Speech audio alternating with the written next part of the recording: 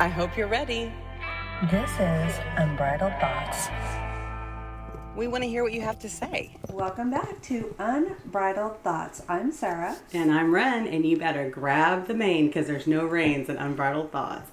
And we're here today with Dusty Gannon. Hello. You are a frontman, humanitarian musician, and Fangoria's Editor Eyeball Award recipient, and Goth Dad. We're so excited to have you. Thanks for being in my humble abode. Yeah, thank you for having us. Of We course. truly appreciate it. Yeah. Your house is amazing, too. Thanks. Yeah. My wife and I really try to curate space to be like, yes, Ozzy, our cat, one of our cats is meowing. He's agreeing. But we really try to like make it an inspirational space for like creating things and just like, being very much so comfortable in your own home and like making it really, really to the best of your ability. And so we tend to have like, even though we're both kind of in the gothy, like macabre horror world, we also have very conflicting taste on things. So we have like specific areas, like this area is kind of more curated by her, and it's more like Victorian. We're still working on it because we're kind of moving back in. But dark academia vibes and old furniture, and like whereas the hallway over there is like my horror movie homage, and it's just like a bunch of horror posters and stuff. So Very it's cool. very much so home though. I love it. Yeah, it's beautiful. The vibes are incredible.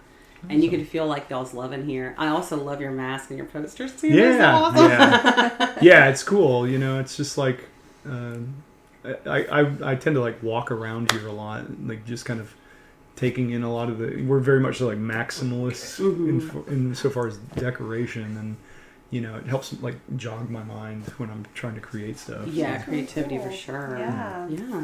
Well, we are going to do something with you that we call Blazing Saddles. Okay. So we're going to ask you 3 random unrelated questions to kind of just like get comfortable and loosey-goosey. Sure. So, Bauhaus or Love and Rockets? That's a really good one. Very few people ever ask this. So I think Bauhaus has better songs, but Love and Rockets has better albums. Like, Express is like obviously one of the most incredible records ever made. Seventh Heaven of a Teenage Dream is one of my favorites ever. I don't know, but because like Bauhaus to me is like you've got like the iconic songs though, like individual songs, but then a lot of their records are like these guys were on a lot of amphetamines, and it's very clear like they were just like super doped up, and I mean, which is cool, and it's very experimental, but like like the song Scopes is just them listing off different kinds of scopes, and I'm like, it's cool. Like I guess that's cool, like I'm glad that happened, and I'm glad that some English boys in the late 70s and early 80s were very, very aggressively strange.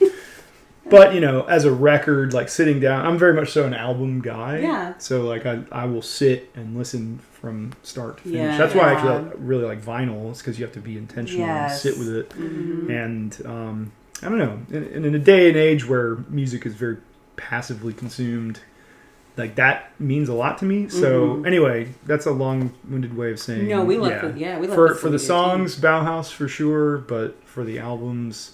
Love and Rockets. I feel like I can listen to more Love and Rockets records from start to finish than Bauhaus albums. Yeah. I actually think that was actually very beautifully said. I do too. Thank you. You didn't give anybody too much credit. You shared the love. No, and I've thought about that a lot actually. So, this is not like the first time these thoughts have been in my head. So, what is your favorite scary movie? Oh man. I mean, it's really mood dependent for me. Like, my go-to answer for that as just sort of a placeholder is like Return of the Living Dead is my favorite because it kind of hits every beat of horror for me. Like, and it was like one of the first movies that I had like a really visceral reaction to as like I was probably 12 or 13 when I saw that movie. And, like it kind of like it starts with, somewhat traditional horror setup. but it like goes, it like sort of breaknecks into this like punk goth rock party, and Linnea Quigley, like I think that might have been the first pair of naked breasts that I ever saw, and was like, wow, you know. But it's like exactly. But there's like this sort of silliness and this like very punk, you know, brazenness to it. But then it goes into like some really intense horror, like, and it's a horror movie with some comedy in it, which as opposed to the second one, which is a comedy movie with some horror in it, which is a terrible movie, but I still love it. But anyway, like, I don't know. I think like that's my favorite where I can watch it anytime. But there's like certain ones that like really resonate with me. Like I'll just call it kind of two in the same. Like the original Suspiria and the remake. I love them equally for very different reasons. But those are like really special movies to me because every time I watch both of those movies, I'm like reminded like how beautiful like cinema is, but also how beautiful like horror is as a storytelling mechanism. And like I'll throw in one last one that's just like a go-to as well, as like any of the Living Dead series, Romero, like the original three, Night, Dawn, and Day, but especially Dawn and Day of the Dead are just like, you know, those movies are so clever. And that's like, you think about like horror movies, like thinking about it in the context of time, like this is before Walking Dead, and we're like inundated with zombie stuff from like the late 90s into the mid teens of the 2000s. So it's kind of like eye rolling now to a degree, but there was a time when zombies were like a niche thing. It was scary, and it was like, you know, it didn't need to be like flashy fast zombies and all this crazy stuff. It was just like, because it was, I think Romero's movies were very intentional and very like, he had something to say about society, and it wasn't just like, look at these crazy zombies, you know. But yeah, so that's another solid choice. I love that. I love the intimacy in his shots too. Yes. The character intimacy. Because then you feel like you're like, what would I do in that situation? But it's kind of slow and intimate, so you really had to sit with it for a minute. Yeah. Well, you know, you think about Dawn of the Dead. You know, like a lot of people don't like Dawn of the Dead because it's kind of a long movie. And it's the whole middle section of it's kind of not boring, but it's slow, and it's showing like these people are isolated and they're in this mall, and they're kind of realizing like, oh, this is like it. Like we just live like this now for as long as we can, and you start to feel that like sense of isolation and like sort of they're like fighting each other, and like they do a really good job at that in that movie. You start to go crazy as they go crazy. Yeah. I would lose my mind if I'm stuck in this. Like I work from home essentially, you know, when I'm not touring or doing whatever, and like if I'm in this house, like, and I love being home, and I love this house, and I'm so fortunate to like have this, but also I'm like, I need to get the hell out of here. Like if I'm here for like 2 days, so yes, same. What is the best ever cat name? Oh man, I'm thinking of, we have 10 cats, so it's like having to list them off is just a task in and of itself. The best cat name,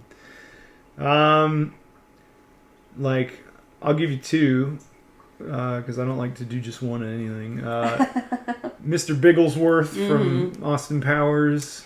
It's just like an iconic, ridiculous cat name. And of our cats, I think the best name one is probably, what's the most appropriate one? Smudge. Smudge. Yeah, she's the a best good cat. I like your Posy Osborne. I think that's super cute. He's over here.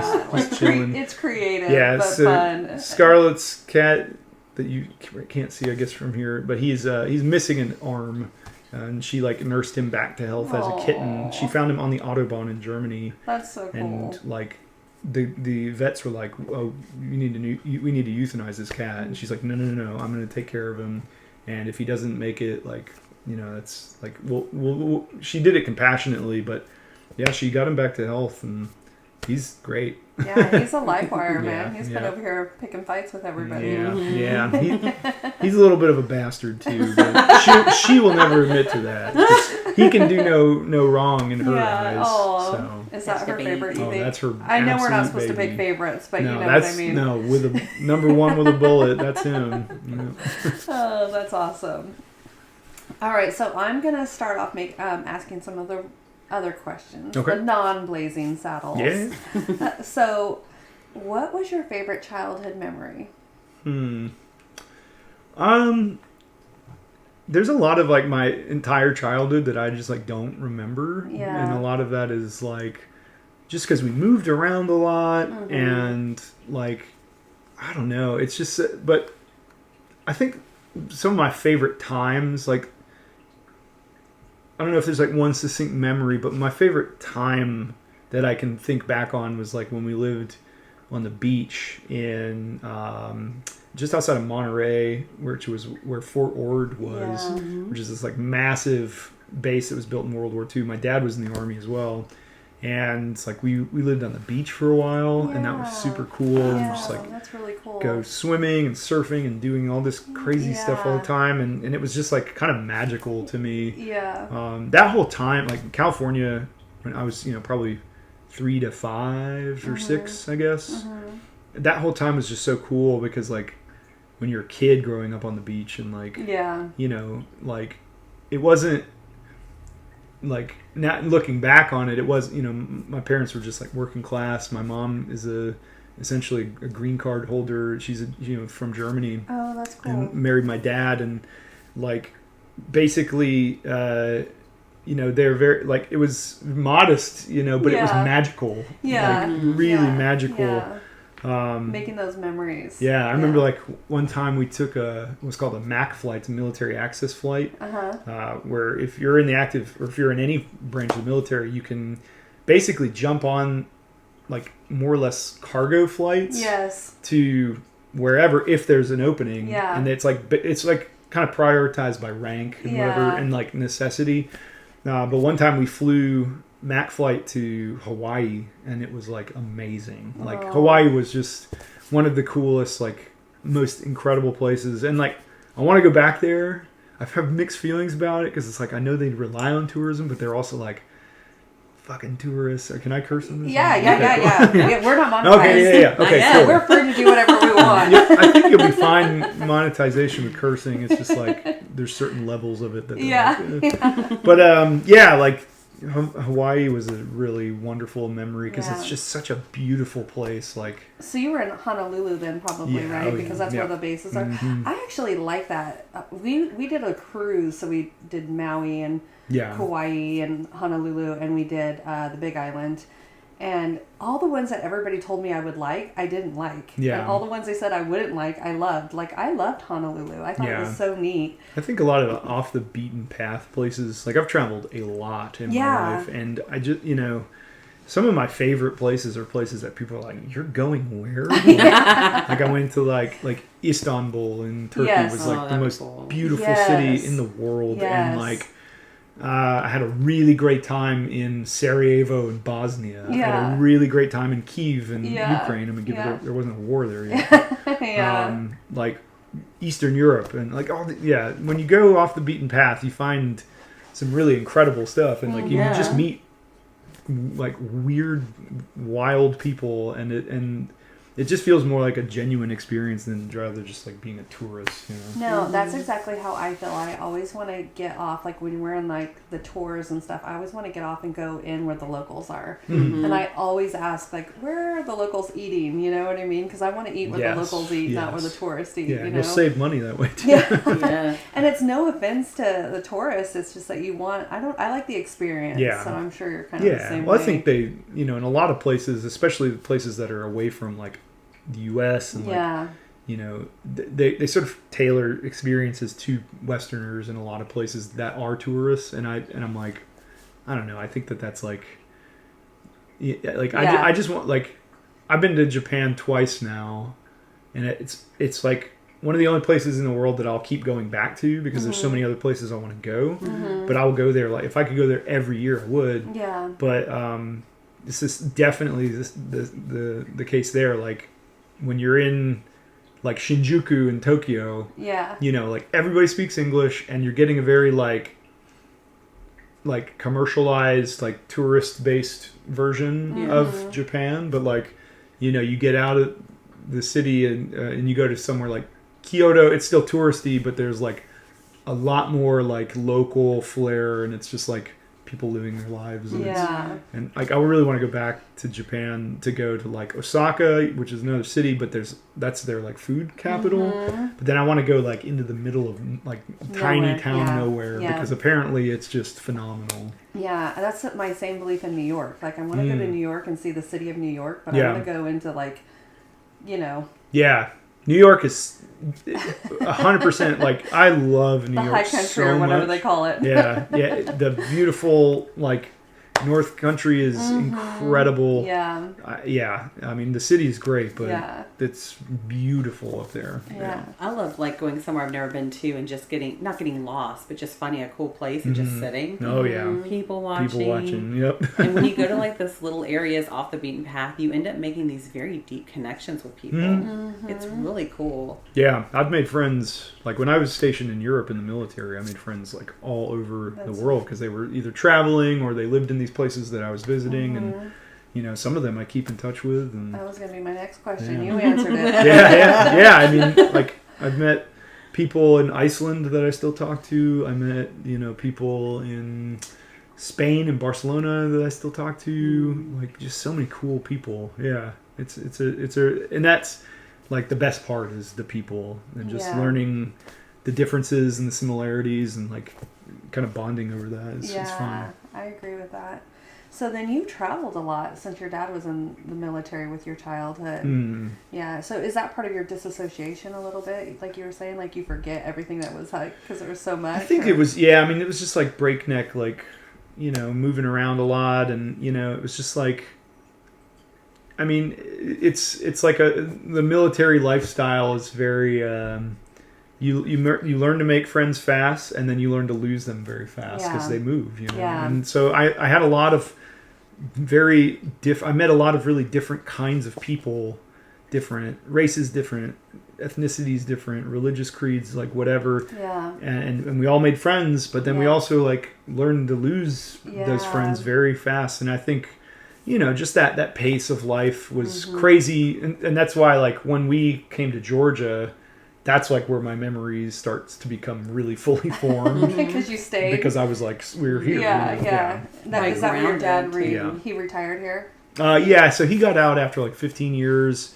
We first moved to Athens, and basically my dad was a captain at the time, and he was teaching RTC at UGA and at Brunel, and or Brown rather. But anyway, like he got like he had a really significant back injury, so he got medically retired.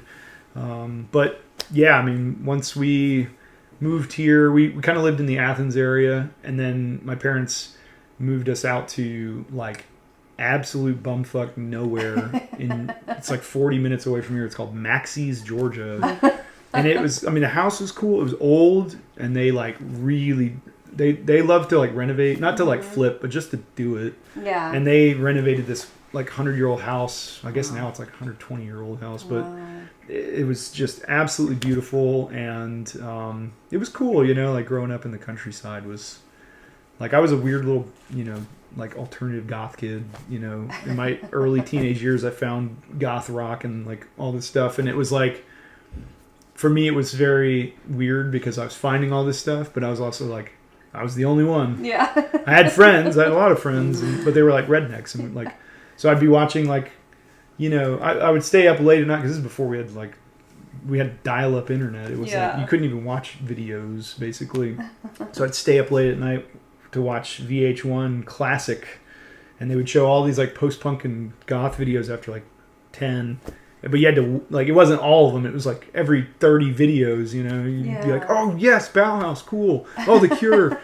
So I'd watch that stuff. But then the next day we'd go out, like, shooting shotguns or like You doing were dumb well-rounded. redneck stuff. There's nothing wrong with that. No, don't get me wrong. I had a great time with that. I mean, there's something to like being a dumb redneck kid out in Georgia. Yeah. So. Well, I grew up in California, but I grew up in the country, and people can't put the two Oh, together. the biggest rednecks in the world are in Northern California. I was in Southern. Okay. I was well, in also Southern, there but still. too. Yeah. It's like a different flavor, but the same. Yeah. Oh yeah, a lot of Southern California, we don't even like to claim the North. We're like, what do you mean? No. Oh, yeah. There's some like crazy, legitimately insane people in Northern California. Yeah. No, I relate to this too because I grew up out in Oceanside, California, and then our parents moved us to Knoxville, Tennessee, which now it's kind of a cool hip place. Yeah. But when we moved there was nothing. Oh yeah. And I remember feeling like I landed from another planet. Yeah. Because we were looking for kids to play with the first day, and there was one little kid like playing in the river, and he had like a little mullet. And he was playing in the river, and we're like, hey. He goes, hey y'all. We hadn't heard any of these words before. Like, whoa. I'm yeah. like, what are you doing? He's like, I'm fixing to go play video games. And Yeah. we're like, what? Like we had What's really broken? learn a different language almost. Yeah, I remember that very much so. We were just like, what? Like, this is a different, it's a different language. Yeah. I still have to tell some of my Southern people, like, I'm still learning Southern, so I need you to slow down. Yeah, definitely. So then was it your father's influence that had you join the military? I don't know. It's my dad wasn't really like, you should do that, you should definitely do this or not. He was very like, because when I joined, I was a moron. I joined like during the war. Like it was very much so on, like both Iraq and Afghanistan, like the war on terror. Yeah. And like Desert Storm or whatever they called it. Well, no, that was in the 90s. Before, this was like, you're not that old. Yeah, no. Thankfully not yet. I know. I'd be like, I've got some skincare secrets to give you, but no, like it was 2007, and the war in Iraq was going really poorly. The war in Afghanistan was about to start going really poorly, because it's a bad idea to go to any war, but let alone two. Yeah. And anyway, I dropped out of high school when I was 17 just because I hated it. Like the high school I went to was very impoverished, very like we didn't have access to like any resources. The teachers were just kind of like phoning it in, most of them. The ones that cared were sort of burdening the weight of the rest of them, and it wasn't a good learning environment. Like I didn't learn everything I learned around that time was because I read a lot on my own time. So anyway, when you drop out of high school though, and then the Great Recession, the housing market collapsed, and it was like, oh, there's just like there's no ability to move forward. So I was like, all right, well, I have a GED, but like I want to go to college, but I have no money. I have, a couple college courses that I've taken, but I need to like basically build up my ability to apply for like legitimate schools and stuff. And so, I joined the Army. My dad was, he was supportive, but it wasn't, I think my parents were obviously concerned because it was like, at that time, like, if, you couldn't, like, I think a couple years prior to that, you could go into a recruiter's office and they would feed you a line about, oh, well, you probably won't get deployed or whatever, and that's bullshit. But like, at 2007, 2008, it was like, no, they told me, like, my recruiter was like straight up with me. He was like, oh, you're going to get deployed. Buddy. And I was like, so, to me, it was being young and just naive and not really understanding like what war even is, because I had always had this, I had ideas of it just from my like being around it with my dad, but my dad never went to combat. He was in Berlin during some dicey times. We all were, when there was like bombings, like suicide bombings, and there was, the Russians like across, like literally down the street, there's the wall, and people were being gunned down like all the time trying to escape. But like, I don't know, I just never, I didn't have like a fully formed concept of like what war actually is and what it looks like and how truly terrible it is. So, I just kind of was like, well, I'll do my time and I'll get out and I'll like sort of move on with my life. But, I was good at it, so I kept going with it. And, I moved on from being enlisted. I came back, went to school, and got a commission as an officer, and then went back to the active Army in 2011, and then did that for 5 years. Got out in 2016, and then basically was in the reserves for 5 more years. Yeah. So, yeah, it was a decision I made in the brashness of youth that I don't, especially nowadays, I'm this is not worth.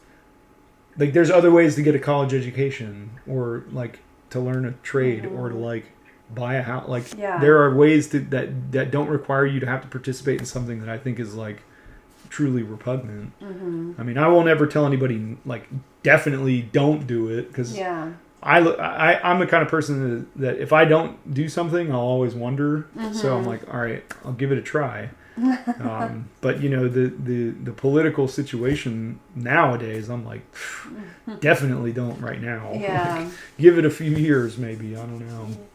So what did you want to go to school for when you were in there? What was your... Well, it's funny because I don't really when I first joined the Army, I had no idea. I was just I don't know. And then I started taking some classes. I really liked sociology because it was here's history and psychology, but also scientific method to analyze problems and how to solve them, and social problems. And I thought that was cool. And I was on my way to get a degree in sociology, but then basically the Army was hey, you need to graduate by this time. And I was oh, I don't know if that's possible, because there was one class that I needed to take, but there was a long wait list for it. It was literally a year. So I ended up getting a degree in religious history because I'd taken so many religion courses that I was oh, I can knock this out easy. So I just buckled down one summer, took a ton of classes in a summer course, or a summer session, and then graduated with a religious history degree, essentially. And so, I mean, to me, honestly, though, at that time, my bachelor's degree was kind of a means to an end to get to being a commissioned officer. That I didn't really. I was I'll figure out education later. But it ended up being amazing, and I learned a lot, and it helped me understand the world in a much different way. That's cool. Yeah, you probably can connect to people pretty quickly, even just having a base knowledge of history of just religions in general, and knowing the iconography and the imaging. Oh, I know what this is. Yeah, it's cool. I think it gives you a baseline of understanding societies, at least. I understand, I focus mostly on Chinese traditions because I just thought it was interesting. And between Chinese Buddhism, Taoism, and Confucianism, you understand why Chinese society is more about the collective versus the individual, which I really like. Me too. And I think it's cool, and it's based in, a lot of it is based in these thousands of years old traditions. So yeah, I mean, it helps form your worldview instead of just the narrative that is hammered into our heads here. That's Chinese communist bad. It's it's not. There's certain aspects of it that are not great, but we just invaded a sovereign country and took a president out. How is that good? I don't know. So anyway, yeah, it gives you the framework to understanding the world, which I really appreciated. Yeah. All right, we're going to move on then from all that Cool. history to something a little bit darker. Sounds good. So I did a deep dive studying on you, and I found out that you kind of pride yourself on finding beauty in death and grief. Yeah. And so I was wondering if you could give the best advice to somebody who's currently going through a death and grief. Yeah. I mean, I've, for better or for worse, I've been around a lot of death in my life, a lot. Mm-hmm. And, I think the biggest thing, is to remember that, grief is not something that you just get over. Yeah. A lot of people say time will heal it. And I don't think that's true. I mean, I think that grief will live with you, but you learn to live with it. Mm-hmm. And that does take time. Take the sharp edges of that turn blunt, and then eventually, you can see the warmth of memory, and and that will give way to enjoyable remembrance rather than painful remembrance. It'll always hurt, but it'll give way to allow you to have more enjoyable memories to whether it's a pet or a person or whatever it is. Yeah. I mean, I know it's no comparison, but I just recently went through a divorce, and it is grief still. It's very much so. Weird It's a death of a relationship. What I mean? 100%. Yeah. And it does go in waves. You think you're good, and even if you don't want to be back with that person, you think back to the memories or what could be. You know what I mean? And it makes you sad. So I think that would be the same thing with humans too. Yeah. I mean, with a death, right? Or with pets, or I mean, anything, even moving from where you love to be. Right. No, very much so. Yeah. And not to drop a bummer on everybody, but I lost a parent to depression. And so you have this incredible song called Stay that I love. And I really wish my dad could have heard it. Yeah. And my sister's getting her master's so she can be a therapist. Oh, cool. And so, she'll be on her way home and we'll chit chat and just kind of be there for each other. And I've learned so much talking to her. And one of the things I've learned is that suicidal ideology is actually very common. Like just having thoughts of it is a very common thing. So it's beautiful to hear a song that just doesn't have the shame associated with it. Yeah. And just free thought, because I think a lot of people struggle with thoughts like that. Yeah. Yeah, definitely. I mean, I for me, it was, I liken suicidal ideation and just depression in general, but definitely ideation is when I liken it to an addiction, essentially. You might not have a problem with it anymore, but it's always still there. They always say once you're an addict, you're always an addict kind of thing. And I think that's very much so the way that I've had interactions with that, with my mental health, and from being diagnosed with PTSD, and then going through this really raw time around that time where I was just not going to survive myself because I was not able to see the forest from the trees. And I had to learn some really intense tools to keep me here. And and it's it's a bizarre thing that I still deal with. I can feel there's tendrils creeping in every now and then, and it's all right, well, I need to talk to somebody. And I go to therapists every week because awesome. It's so even if I don't have any concise thing that I need to talk about, it's I can at least go in there and without in an objective manner where I have somebody that's not judging me or that has any sort of bearing on my life. My therapist is amazing. Hi, Candace. Candace. She's very, but she understands. She's kind of the perfect therapist for me because she was a musician. She toured. She knows the kind of life that I live. Yeah. But she's also trained with people who've been through intense trauma, and that's So my circumstances are different, but she I know she understands that. So it's great that I can go in there and just be hey. Here's what's been on my mind for the past week. And, I've been there every week for the past, 2 months, basically. And, it's made a big difference because I've been having a pretty tough time in certain aspects of life. And just having that ability to go in there and, I'll walk away from it and I'm oh, man. And you can't, you cannot tackle these things alone. Right. That you can be the most resilient person. I've prided myself in my resiliency, and I still do.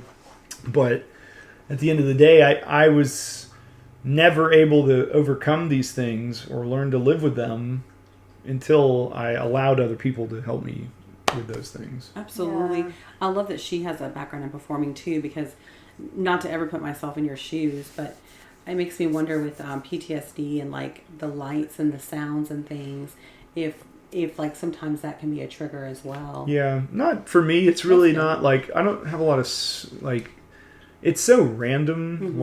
I'll hear a sound out in public, and then I'm just sort of like in a place again. But it's like, you know, it's like hit or miss. Yeah.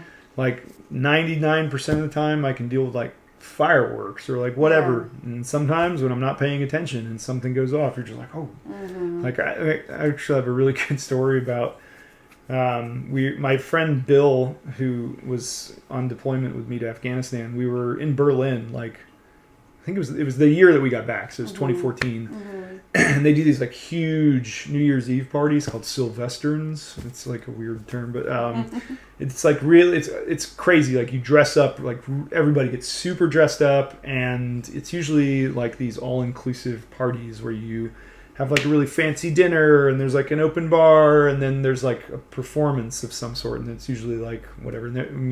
So we're on our way, and we're getting into this cab, and like Germans are insane. Like they do like crazy shit all the time.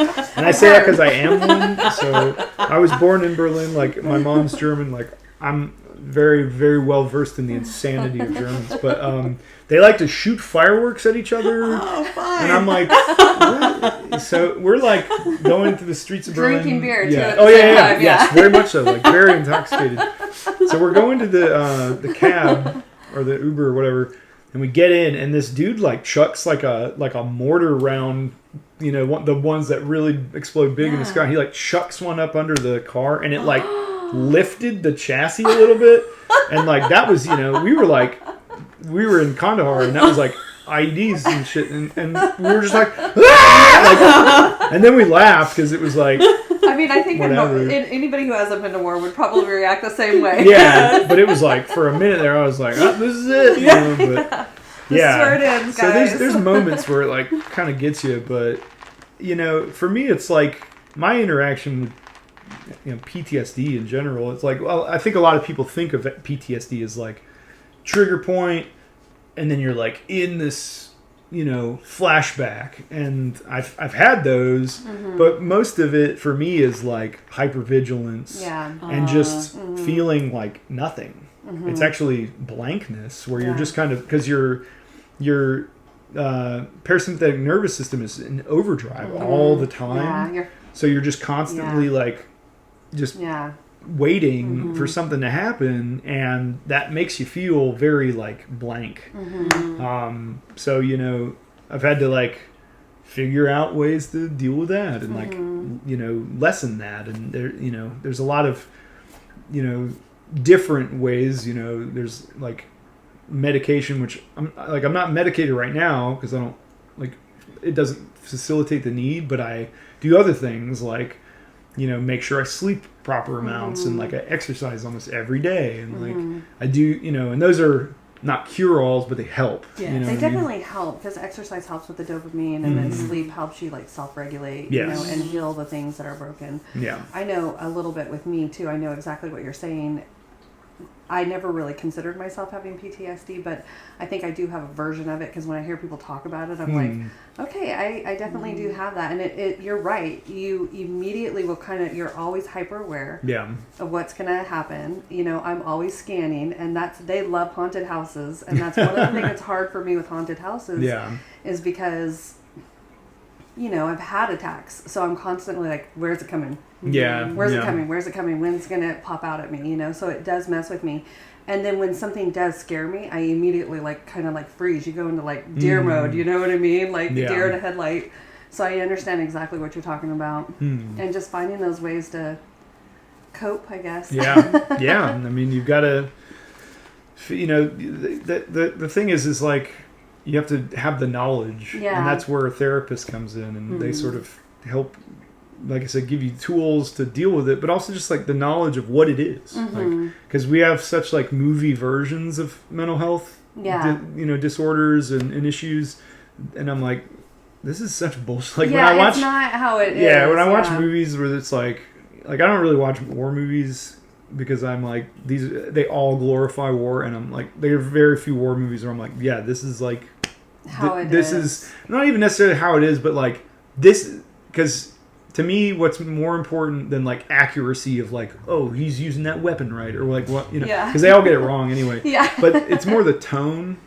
like the feeling, like for 9 months when I was in Afghanistan, I felt a constant sense of dread. Yeah. And it was not good. Like I wasn't like there were moments of levity and like really funny things that happened, and like, you know, like I like got really close with my soldiers, and like I love those dudes. I would die for them today. Yeah. But like overall, it was a bad time. Like, and war is just something that, like, these movies, they miss it. They don't get the tone right. So there's only a couple that I watch, but what really drives me nuts is when I see, like, the tortured soldier. I'm like, first of all, like, don't boo-hoo for any of us. Like, we participated in this shit. Like American imperialism and colonialism caused these things. Like, nobody should be, like, crying for soldiers. But at the end of the day, though, like, the way that they portray these, like, tortured, like, it's just so, like, it's like, that's not what it looks like. The guys that kill themselves are the ones that are, like, joking around. And I've lost way more friends from suicide after the war than we did in combat. Yeah. You know, like, everybody came home, but, like, people in my unit not in my platoon, but, like, people I know in my unit are dead now, and they died, you know, years later. Well, my sister and I used to go feed the homeless on Skid Row, and it was amazing to me. The majority of them are veterans. Yeah. You know, and I've talked to many of them, and it's always the same thing. They're always like, I went home, I had a wife, I had a house, I had kids, I had all this, I had a normal life. Yes. But you get so used to living in a war zone that when you go back, you don't know how to live normal. Yeah. You know? I mean, even if I think it's like, you don't even have to go through a war. Like, just being a veteran is so jarring because, like, you know, a lot of vets, like, I was 20 when I joined, you know, but a lot of people are like 18, 19, 20. They come in, they have no, like, life experience, and then they're given this, like, incredible responsibility and purpose. And it's like, everything is about, like, especially if you're in the infantry or like another combat arms job, everything is about the unit and, like, keeping everybody alive, accomplishing the mission, but, like, sacrificing for each other. And, like, people do it, you know, people die all the time, like, in combat, because they will do it for their brothers and sisters without thinking. And it is kind of a beautiful, pure thing in a way. I mean, it's an ugly thing, but it is in and of itself amazing. But that strangers can come together and they're vastly different, which is amazing. But then one day it's over. Yeah. And it's like, all right, Private so-and-so, like, here's your discharge, go to college, I guess. And then they go to college, and it's like, you're surrounded by these kids that are, like, totally different, have no comprehension, no life major work ethic. Nobody's, like, working together. Yeah. It's, you know, and it's just like a very incongruent experience. And then or same, like, with a workplace. It's like, okay, I'm in an office now, and I spent 15, and this isn't something I'm proud of, but I spent 15 years learning how to kill people and, like, how to organize groups of people to go kill people and destroy things. That knowledge is fucking useless. It serves no purpose in society. And you get away from 15 years and you're just like, okay, like, what is the point of this? Like, and especially if you don't agree with the way that the government the way that the government uses violence, which I absolutely do not agree with in America. It's an absolute joke.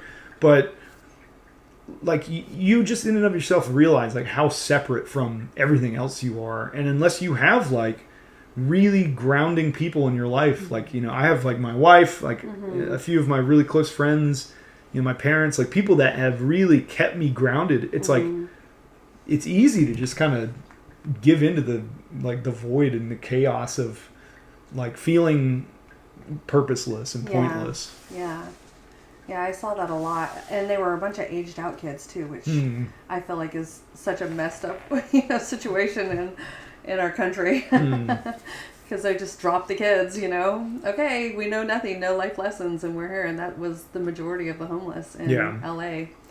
I just want to take a moment to thank you all both for sharing both of your stories. I really appreciate that. Of course.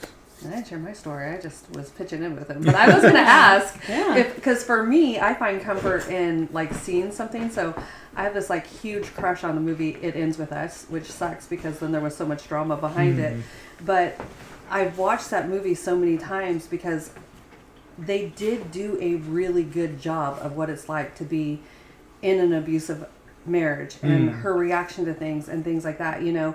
And I'm like, I was put in those same exact situations because it's not like it's always bad, you know what I mean? And so I was going to ask you if there were any movies like that helped you, or anything that you can see where you're like, okay, that did help, or talking to somebody else or something like that, like where you're a shared experience, you know? Yeah. That's how I feel, but... Yeah, I don't know that there was any like movies or anything that kind of drew me to conclusions of like what to do, I guess, but... I don't think it's like what to do, but it was like, okay, I'm not crazy. Oh, yeah. Too. You know what I mean? Yeah, I mean, not really with war and the military stuff, because again, it's just like if they made a real war movie, it'd be so repugnant that like people would be like, I'm not watching that. You know, like they made a movie called Warfare recently, and it's literally just like it was based on an actual battle that happened in Iraq at one point, and it's not like some major battle.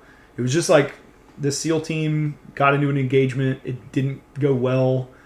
You know, some people got killed and like severely injured, and it was just like a bad day amongst many thousands.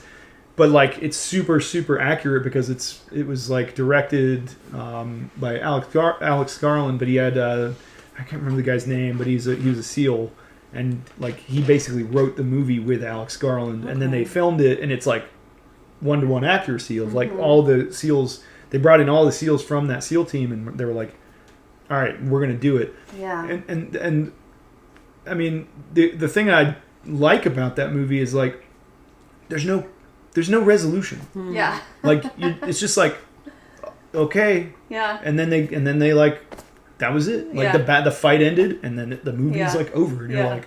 There's no, you know, all these movies. There's like real life. somebody holding a flag up on a hill, and the smoke clears, and the light shines through the heavens, or like, you know, these characters get resolution. There is no resolution. Right. You're in a war zone. Like I was in Afghanistan one day, and then I was in Vilseck or Amberg, Germany, the next day, and I was just like, "What?" You know. And there's no, like, all of a sudden, all these people that I've been working with, all these Afghans that I've been training and working with and becoming friends with some of them, they're just like, I'm just like, okay, well, bye. Good luck with the war, you know? And it's like, all right, here, and it's over. So for me, it's hard to like watch any sort of media about the military and feel like it's just a complete, like, it's a disdainful, like, attempt that completely misses the mark almost every single time. Yeah. So, you know, but like one thing that I like, movies for me did serve a really interesting point. Like back in like 2018, when I was like really grappling with my mental health, that was like probably one of the worst years of my life. And like, I remember seeing a few movies though at a certain point, and I experienced enjoyment for the first time in months of any kind, and I was like, oh, there are things like that are good, you know. But yeah, I mean, I don't know that there's any like one thing where I'm like, oh, that's like I feel you know, because these movies are just so ridiculous. I get that. I understand that one completely. All right, so we're gonna lighten the mood a little bit. Cool. Get off the military. Yeah. I've spent enough of my time in this world talking about the army. Where do you think eels come from? What? Eels? Eels. Eels, like the animal. Yeah. I don't know. I guess, there's like a huge, like, they don't have reproduction organs. Oh, see, I'm not in the know. Yeah, that's weird. I mean, I guess they... That's why we did that. It just throws you off, like nobody knows. Eels. Yeah. Well, you learn something new every day. And so then, to keep up with this weird lightness, what are your thoughts on Antarctica? Antarctica. Well... Because, you know, all countries agree, and they don't let anybody in. Yeah. Well, the only interaction that I know of it in any real media is The Thing. So I'm assuming there's probably some crashed There's alien aliens craft. in there, right? You probably shouldn't be messing with it. Well, now that it came out that aliens are real, so that makes sense, right? That's where the aliens come from. You can't pet that dog. Yeah, it's like, is it Men in Black? Where they're like, they put some of this stuff in the movies and TV, like just to keep you like off balance enough, but like also to prepare you. Yeah. I'm like, yeah. Which is a true story, I feel like. I really do feel like that's a true story. All right. That was the humor of the day. Yeah, I like it. A little conversational sorbet. Yeah. So how did you first get into music?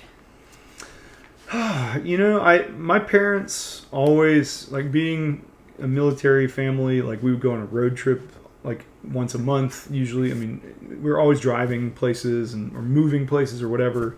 And I remember like the road trip was such an important thing, and my parents were very much so and are still very much so into music. And they were into like different kinds of music. My dad was into like kind of classic rock and prog rock stuff, but my mom was into like new wave and being like a product of the 80s, like that was very much so like in vogue around 1986 when I was born. So I remember listening to like a lot of music as a kid in the car, but they also had it on in the house a lot, and they would see concerts and shows and stuff. But then when we moved here, like in the mid 90s, I guess, or early 90s, early 90s, like Athens was a huge, I mean, it still is a major music scene, but it was massive then. You had, from the late 70s up until, the early 2000s, it was prolific. You had, late 70s, you had REM, B-52s, Pylon, like all these amazing bands coming out of here. And then you had like, the sort of Elephant Six stuff that happened here. And then like, Dan, who was in Vision Video, the original bass player, like he ran Kindercore Records, which did a lot of like really iconic indie and sort of alternative and post-punk stuff in the early 2000s.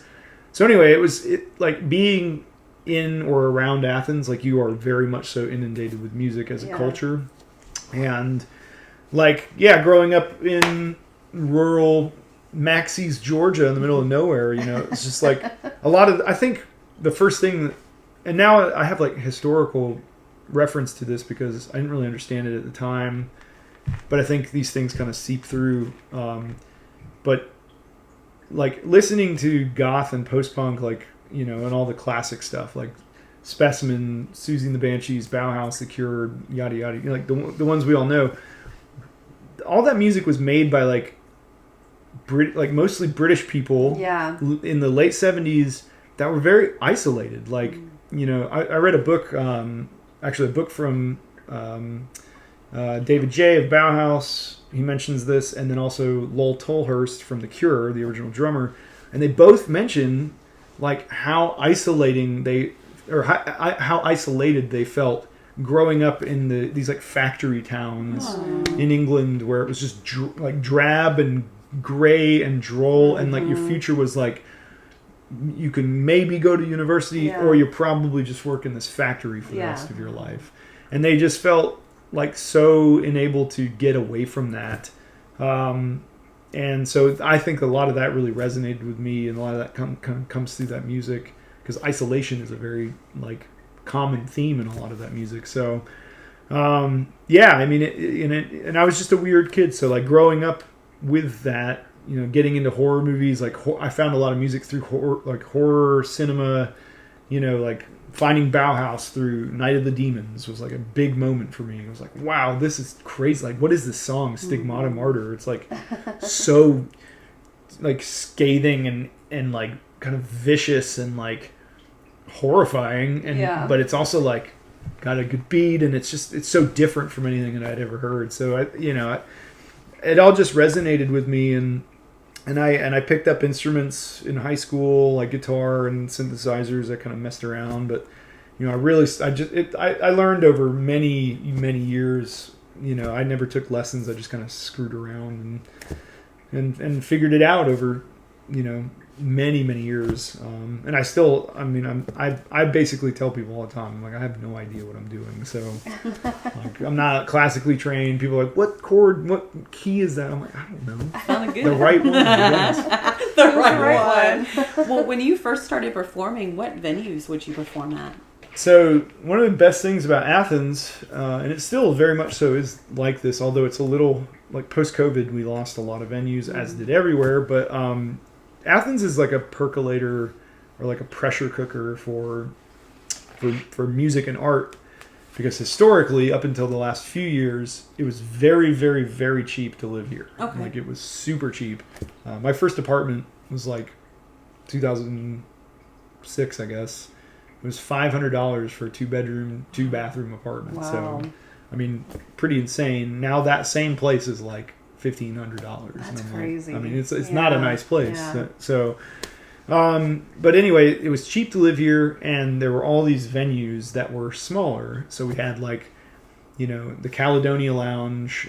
We had Tasty World. We had all these really cool like 100 to 250 cap clubs, and that's where you like learned getting on stage and like how to get there at the right time, like load in and sound check and be professional and like get off the stage quickly and like do the actual physical work of being a musician is something that a lot of people don't realize. Like you have to learn that stuff. Right. Like it's there's like a standardized kind of way, the run of show, and you learn that really easily here because it's still like I said, it still is. We lost Tasty World in Caledonia, but we have like Flickr, we have the World Famous, we have a number of other places, and it's easy to book a show here. Like you can be a band with no following at all, and I guarantee you can get something on like a Tuesday night at Flickr. Yeah, and it's and like they don't mind taking risks on local acts or touring acts because they just they want to give people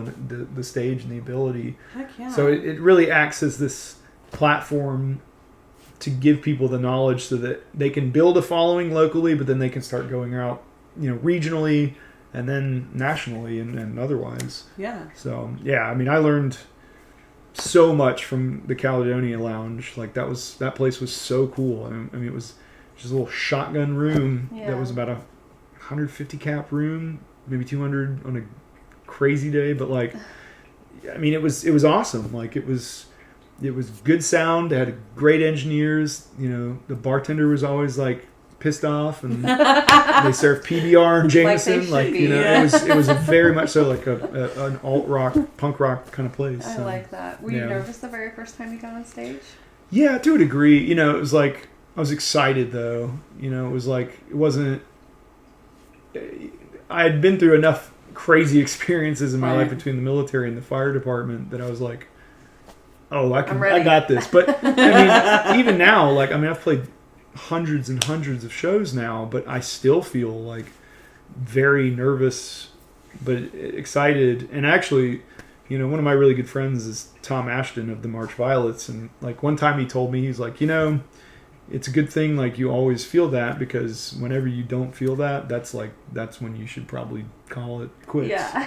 Because there's no point. If you're like not afraid, that means you don't care. And I was like, that's a great point. That is good. I've heard that before, that advice. Yeah, and I love it though, because to me it's magic. Like there's like everything just becomes so surreal, and like when you're on a stage and you have anybody there, it's just like time gets really weird. Like sometimes it feels like you're up there forever. Sometimes it's like boom, it's over, but it always is like, whether it's the best show you've played or the worst show you've played, it's always good. It's always just an enjoyable thing. What do you think makes it longer or shorter? Is it energy from the crowd, or is it just your mindset? Yeah, I think the crowd energy really affects it. Like if people are feeling it and getting into it and dancing and moving around, then it's like it just goes, because you're having such a great time and you kind of get lost in it. But if it's like a show where there's 10 people there and you're just kind of like, and they're kind of just staring like at on you. their phone. That's gonna be a little rough. But you find, like one time we played in this, on one of our first tours, we played in this place called, I don't remember, it's somewhere in Colorado, some like random place, like out in the middle of nowhere. And we played at this like kind of cool saloon. Like the owners were amazing, but there were maybe 3 or 4 people that like properly came out to see us. But then there were a lot of like locals that just go to see shows. Yeah. And at first it was like, but they got into it because we like, from the first show we ever did to the last show we did. I mean, I had a policy, and I was like, we will always do the same show. Like, I don't care if it's one person or 1,000. Yeah. Do the same thing. Give the same energy, because that one person may have driven from out of state. And that show there had been 2 people that were like, yeah, we came from like we're in Utah or something. And I was like, Jesus, like. I've heard that from somebody else that I've heard that said about them. Like, no matter who they're playing for, they always give like 110%. And so that's important to have that mindset for sure. I see that your music is like a lot of your interviews. They always kind of at least allude to the fact that you were inspired by The Cure. Yeah, in some ways, yeah. I gotta know, what's your favorite Cure song? Again, mood dependent. I think we have a bet, so you got to sway my way. I'm trying to put out the feelers. I think overall,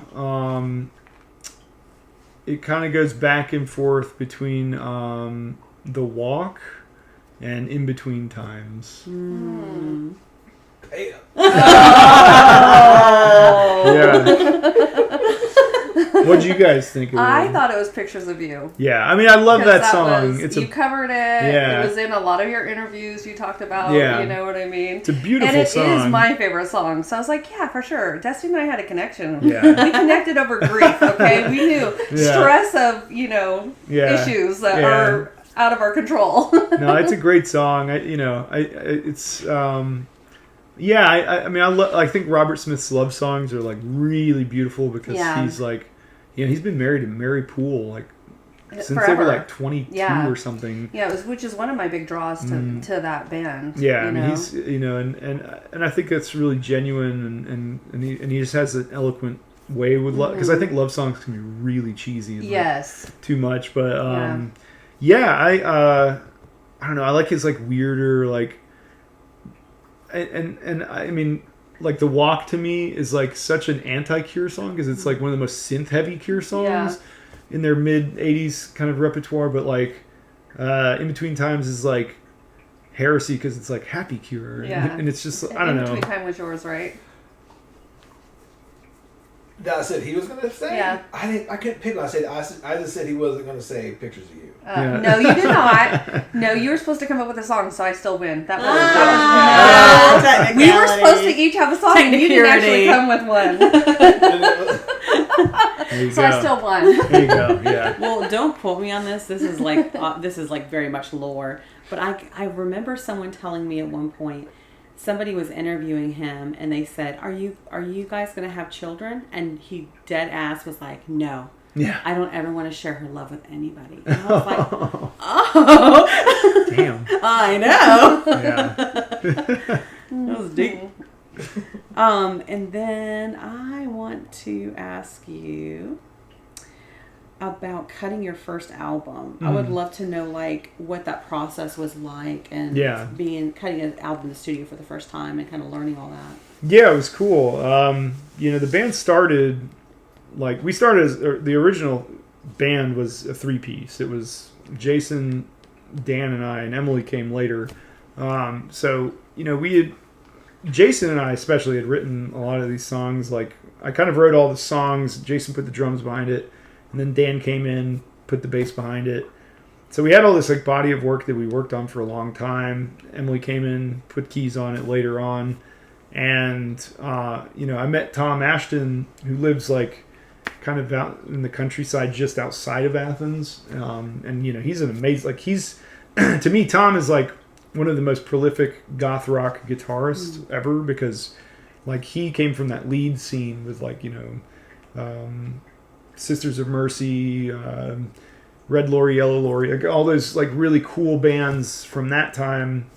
The lead scene was just really amazing, but I didn't realize like he lived out here until I was DJing a goth night back in I guess it was like 2017, and he was there, and I was playing Snake Dance by March Violets, and like somebody's like, "Oh, you know the guy that plays this song is here," and I was like, "What are you talking about?" They're like, "Tom Ashton." I was like, "Who the fuck is Tom Ashton?" Because I didn't know like the guitarist name. I wasn't super familiar with them at the time. I really just knew that one song, but then our friend introduced us, and I was like, "Holy shit! Like you're not kidding! Like it really is." Thank God you didn't know before you performed it. Yeah. but I was just DJing, so I'm just playing it. But so we get to talking after we finished up for the night, and he's like, "Oh, do you play music? What do you do?" And I was like, "Yeah, I mean, I've been working with this new band that I've started, and." And he's like, "Well, come over for dinner," and da da da. And so I went over, and we became like really good. He's one of my best friends now. So Tom runs a studio out of his home. They've got this like really amazing basement at their house that he did it himself, and it's like incredible. But he has this studio in the basement, and it's really top notch. And Tom, like when it came time where we had played some shows and we had a body of work and it felt like a coherent body of work, we recorded it, and we started recording it, I guess it was 2019, we recorded most of it, and then we finished up some of it, during the pandemic. And that was weird because we all we were trying to be as safe as we could with, COVID precautions. But it was like getting that done was kind of a giant pain in the ass too. Mm-hmm. But it really came together incredibly well. And like Tom really nailed the production and like knew exactly the kind of sound to do for that record. And I mean, I still like all the time I see comments on YouTube or whatever, usually YouTube, where people find Vision Video and they're like, "Oh, like this is a modern band. That's crazy." And I'm like, "Yeah," because it was made it was produced by somebody that knew that very 80s sound that we were looking for. That's really cool. Yeah. And Tom's just like, he loves that music. I mean, the March Violets are still together. They're putting out new music now, and I think that their new music is even better than their older music. Which for a lot of bands from the 80s, it's very much so not the case. The stuff they put out now is not great. Mm-hmm. Rosie and Matt are making stuff that's just really, really cool. So I actually have to go back because you reminded me of my childhood. I used to listen to them, and now I don't. And so I'm like, I need to go back and remind myself. They just put out a record a little over a year ago, I think. Was it last year? But anyway, their newest record's amazing. It's really, really good. So yeah, I mean, I love working with Tom, and he's just super easy to work with, it was a great experience. That's awesome. And I want to know a little bit about your love for the goth music scene in Athens and the Southeast in general. A little bit about the goth scene and kind of its evolution over here. Yeah. So like I said, I grew up, more or less from 17, I moved to Athens. I dropped out of high school and moved here at 17. And back then, we didn't really have a scene. And I was too young to get into most places because a lot of places were 21 up at that time because a lot of the venues were kind of bars or whatever. And fun fact, I actually used to sneak into this place called Go Bar to watch Dan DJ because he was the only DJ in Athens that would play post-punk and goth and Britpop and stuff like that. He would just do whatever he wanted, but so you'd hear The Cure, you'd hear Depeche Mode, you'd hear whatever, Susie and the Banshees, whereas nobody else was doing that, and there was no organized scene at all. But we would get bands I saw, and these were kind of peripheral to goth, but Interpol played here, and She Wants Revenge played here, and I saw some of the old school bands, the first show I ever saw actually was B-52s, again, peripheral post-punk stuff. But when I came back from the active army in 2016, my really good friend Stephen Crow, who in high school he was more of a rivet head, super into industrial music, and I was his goth counterpart. But he was the bar manager at the Georgia Theater, so I picked up bartending along the way. It was just something that I, had as a secondary skill to work part-time. And when I came back, I was, looking for a job immediately. And he was like, hey, come work at the theater. Because I worked security there like way long time ago. Okay. But anyway, so I was working the bar. There's a rooftop bar up there on the rooftop of the theater. And he was like, slow night one night. He was like, we should do a goth night. Because we were talking about music. And, and I was like DJ it? And he's like, yeah. He's like, I've been DJing a bit. And he's like, I can show you how. And I was like, okay, cool. I knew nothing about DJing other than just like push a button. So we did it. And like the very first one, I'll never forget, like we were getting everything ready, like decorating the place a bit. And I was like, is that like, we promoted it a lot, like put up flyers everywhere. And we like took out like ads on Facebook and like all this stuff. And it was a free event. We didn't even care about money or anything. It was just like, let's just do this. And I remember going up to him and I was like, is anybody going to come to this? and that very first night, like I think around 100 people came out. And it was cool because it was like, oh, this is an actual legitimate thing that we're doing. And now it's almost, this year it'll be 10 years. Mm-hmm. And we're getting like 150, 200 people coming out every, and that's not bad for the size of this town.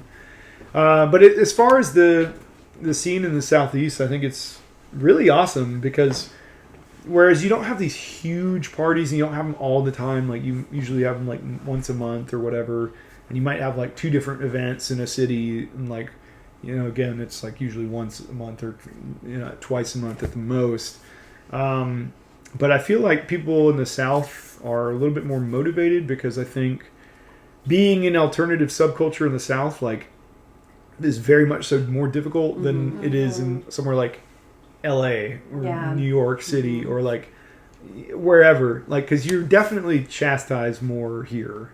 Mm-hmm. Like, walking down the streets of LA or New York, like, nobody will literally even look at you. You could look like the craziest. You could be butt-ass naked walking out and it's like, whatever. Leave me alone. Here, people will like come up to you, like grown ass adults will come up to you and like say shit to your face, and it's like, okay, so it's hard, and I don't care because like, what are you gonna do to me, frat boy? Like, all right, you like, you want to? If you're gonna like attack me, you're gonna have a bad day. Yeah. But not that ever happens. But like, but for some of the like college kids, that are younger, and a lot of them are queer, and like that's scary, because this like this very like Athens is a very ubiquitous like shitty Greek life world, and they're horrible. I hate those kids. I fucking hate those kids so much.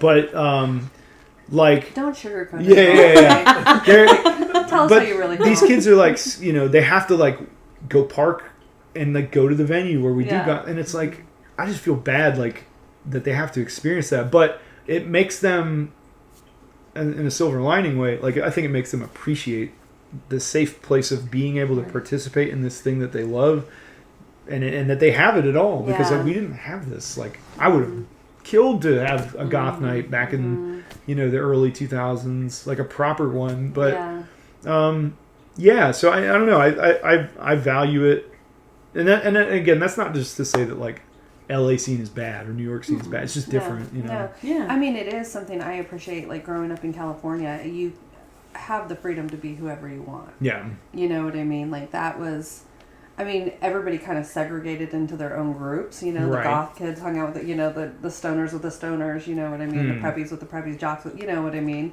But you still had a safe place to be whoever you wanted. Yeah.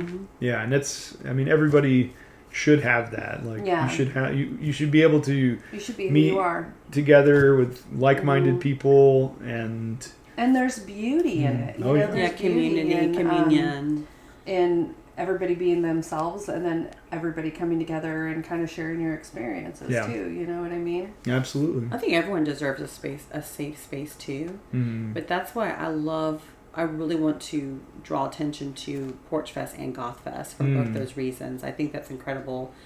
Y'all have done that year after year here. Yeah. It does create something that was never there before, Yeah. Every year Porch Fest is amazing. It's a city-run event, having like a show in your front yard is a lot of fun. It's very different experience. And then Southern Gothic is like, this will be our 4th year, I think. Yeah. And it's, it's coming together, and it's like, Dan and I run that. We're the only 2 people that make that happen.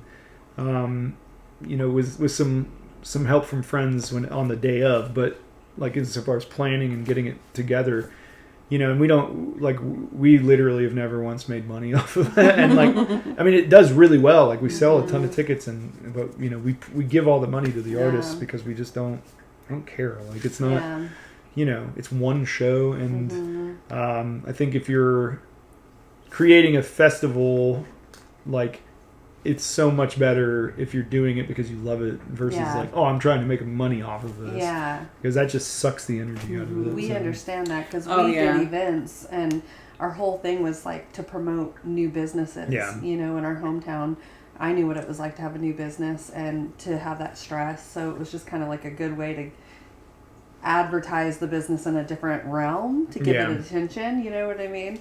And it was 100% just all of our heart. You know what I mean? We made literally no money. We were out of pocket. Yeah. I'm sure you were the same. Yeah. We've had a couple of years where we lost money, and that's fine. That's okay. It's never... But you got to be what you want to see. Yes. Yeah. Yes. You want to see more of it, and it's not there yet. Sorry, Charlie. You're the pioneer. You know. Yep. You can. People ask me online a lot. They're like, well, if there's no goth night, where do I go? I'm like, make one. Yeah. It doesn't matter. Like, just go to a bar or venue or whatever and pick a Wednesday night and just do it for free until it's enough people. And then you can start taking in a little bit of money, but then reinvest that money to the event and like build it. Because unless you're in like a tiny, tiny, tiny town, it is possible. Like if we can do it, Athens, Georgia is 130,000, well, it's probably more like 140 now, and 40,000 of those are students. Yeah. So if we can do it here, like you can do it in any small, medium size or large city. It's just a matter of making it happen. We got the one in Winter Robins, the Goth Prom, a couple months ago. Yeah, they do a Goth Prom, and that was the DJ is awesome. Speaking of, we saw you DJ at Spooky Empire, and we already knew you were good at it, but it was it was incredible. Like I loved it. We had a great time. Yeah, it was a lot of fun. That whole weekend was just super cool. Like I really, really, I hope that they will have me back. Yes, I'm sure they will. Oh, I know they will. All the things. Yeah. Yes. Will you tell me what you love about the goth community? Yeah. I think for me, it's like, it's all about, it's inherently about counterculture. It's about being different. It's about being against the grain, not for the traditional, like, established order and status quo. I think at its heart, it's about the music first and foremost. But it's, inherently it's about sort of celebrating, the bizarre, the strange, the macabre to some extent, just this sense of appreciating the beauty of things that a lot of other people think is like weird or ugly or whatever. And I think within that sentiment, you find people that are very, very different. They're very eclectic. They're into interesting things. It's not just dressing up and showing up once a month. It's like, oh, I'm into this sort of literature, or I create jewelry, or you find like so many different kinds of people in the scene, and that actually, as I get older and watch the scene change, it's getting more diverse as well, which is amazing. Like I see way more people of color coming into the scene, which is a really, really awesome thing, because all this stuff really came from people of color and queer people, and it came from different kinds of. Again, it's like this stuff didn't come from like white Christian good old time America. Like, no, it came from very different places, and I don't know. I think that's just a wonderful thing that you can all exist in this like.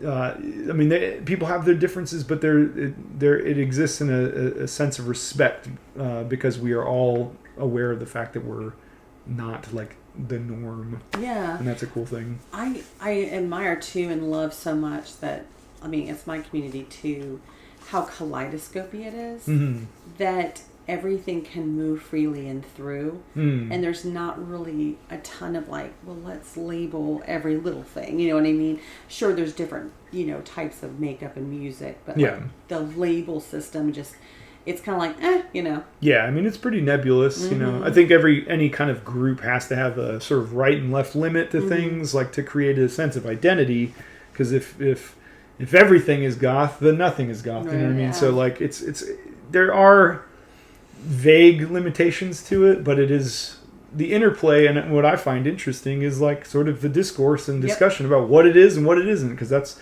you know, I mean, usually online you find people arguing about it, like, oh, this band isn't goth, this band is, and blah blah blah, but like in person it's way less. It's more discourse about the community aspects, which I think is more important anyway. Yes. So circling back to your album, like when you were writing your songs, do you have any like rituals or routines? I mean, here when we were here, you kind of talked a little bit about how like your creative space, you like, you know, well, I guess we talked about it at the beginning, but do you have any rituals or routines and all that? Or? Yeah, I mean, usually music for me is like sitting down and sitting with the instruments and just sort of like messing around until I find something that brings me inspiration, or just like a riff that I always write the like instrumentation first. Okay. So the music sort of pulls me in to tell the story, and it'll sort of inform like what the song wants to be about. So yeah, I mean, I'll just kind of sit in my studio room and mess around with music instruments and to build the music. But insofar as lyrics and stuff, you know, if I'm having a hard time thinking of things, I will watch a movie. I'll read a book. I'll go on a walk. I like to walk a lot. Yeah. And coffee or red wine or both. Both at the same time, yes, huh? Yeah. That's really cool. I was going to circle back too. I think, like you were talking about high school and dropping out and just being so bored by it, but I think a lot of creative people and people with like truly brilliant minds have a really hard time, and that's kind of like my theory. I don't know if I'm right or not. We have a hard time with like the structured high school, like they're telling you what to learn type education, you know, because it just feels like it's pointless education. It's not going to meld into our lifestyles. Right. So I think that seems to be a common thread with more of the artistic creatives. Yeah. I mean, I for sure was totally against like everything that I was kind of learning, you know, outside of like literature and like history I found interesting, but and you science, know, I found science interesting. Yeah. I mean, our science classes were so bad though, because we had old like books from the 80s, and I'm like, why is it like, what is this? But you know, and the social environment was so restrictive because I was so weird, and I was like the goth kid. Yeah. And it was just like, I love it. He's the goth. I mean, we had other, you know, like subcultural kid. Like we had a lot of punks, metalheads. Like some of my best friends were metalheads growing up.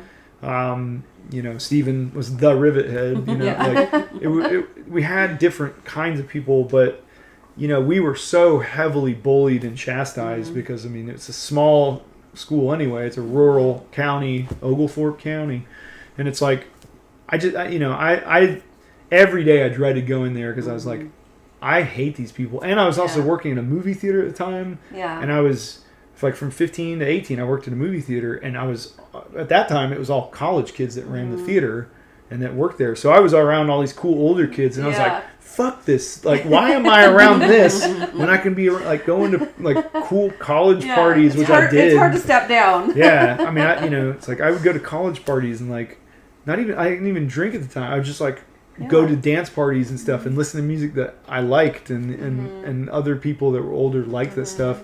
So yeah, I mean, for me it was like, it was an imperative to escape that, and I did. Yeah. And in a lot of ways, I like regretted it at certain points in my life, but now I look back at almost 40, and I'm like, dude, good job. Yeah, yeah. Get the fuck out of there. Like, if I had like teleport back every time, I'd be like, maybe Army, I don't know, but everything, get the fuck out of here. You know? Yeah. No, I relate to that so much. I love that you shared that. I'm like, oh, share drama with the teasing. I totally get it. I do too. I mean, I was straight A student, like, you know, graduated early and everything like that, but I still hated it. I hated every part of it. I just wanted to get done with it. Yeah. You know what I mean? Yeah. And I was a good girl, so I had to do it right. But how do you feel about turning 40, by the way? Welcome to the club. Yeah, the rest of us are all in our 40s. Yeah, I'll be 40 this year, as of September. But no, it's all good.